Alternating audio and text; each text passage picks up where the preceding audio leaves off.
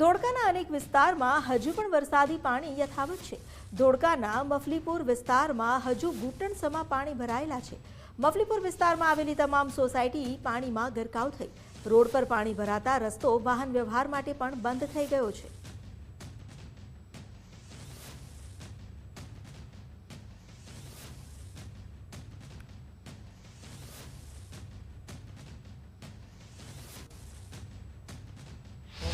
અનેક વિસ્તાર હજુ પાણીમાં ગરકાવ છે। કલિકુંડની આજુબાજુ આવેલી જે સોસાયટીઓ છે ત્યાં પણ વરસાદી પાણી જે છે ભરાયેલા જોવા મળી રહ્યા છે। હાલ ધોળકાનો મફલીપુર વિસ્તાર જ્યાં પાણીનો પ્રવાહ હજુ પણ યથાવત જોવા મળી રહ્યો છે। અંદર પણ નીચાણવાળો વિસ્તાર હોવાને કારણે ત્યાં પણ હજુ વરસાદી પાણી જે છે ભરાયેલા છે। અનેક સોસાયટીઓ એવી છે કે જ્યાં વરસાદી પાણીનો પ્રવાહ જોવા મળી રહ્યો છે। આ રોડ છે જે સરોડા ગામને જોડતો રોડ છે।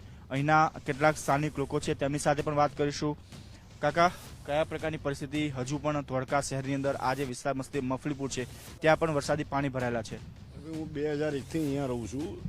પહેલી વાર આ પરિસ્થિતિ જોઈ કે રોડ ક્રોસ કરીને પાણી સોસાયટીઓમાં પડતા હતા અને ઘરમાં પણ નીચણસમા ઉપર પાણી હતા। ફ્રીજ, ટીવી, સોફા બધું પાણીમાં તરતું હતું। અનાજ લોકોની ઘર વખરી, નુકસાનનો પાર નથી।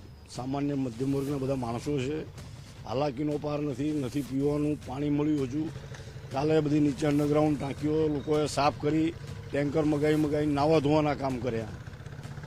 પણ હજુ 90% એની જ પરિસ્થિતિ છે। આ વરસાદ વધારે આવવાને કારણે કે અન્ય કોઈ કારણ છે? ડ્રેનેજ લાઇન બ્લોકેજ થવાના કારણે બધા વરસાદી પાણી ભરાયા?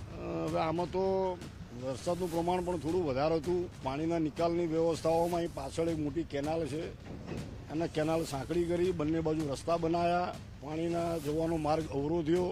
આગળ પણ જુદા જુદા બાંધકામો થયા, એના કારણે પણ પાણી બેક માર્યું। આજે પણ આ બધી સોસાયટીઓ પાણીમાં ગરકાવ છે જ તે।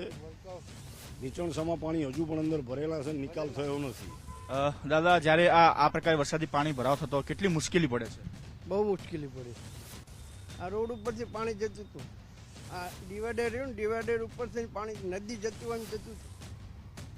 બિલકુલ, તો ધોળકાની પરિસ્થિતિ આજે કંઈક અંશે સુધારો થયો છે, પરંતુ હજુ પણ નીચાણવાળા વિસ્તાર હોય કે જે સોસાયટીઓ છે તેની અંદર વરસાદી પાણી ભરાયેલા છે। ઘર વખરીને ખૂબ મોટો પ્રમાણમાં નુકસાન થયું છે। એટલે કે વરસાદ બંધ થયો, 72 કલાક જેવો સમય વીત્યો, પરંતુ હજુ પણ જે સમસ્યાઓ છે યથાવત જે છે એ જોવા મળે છે।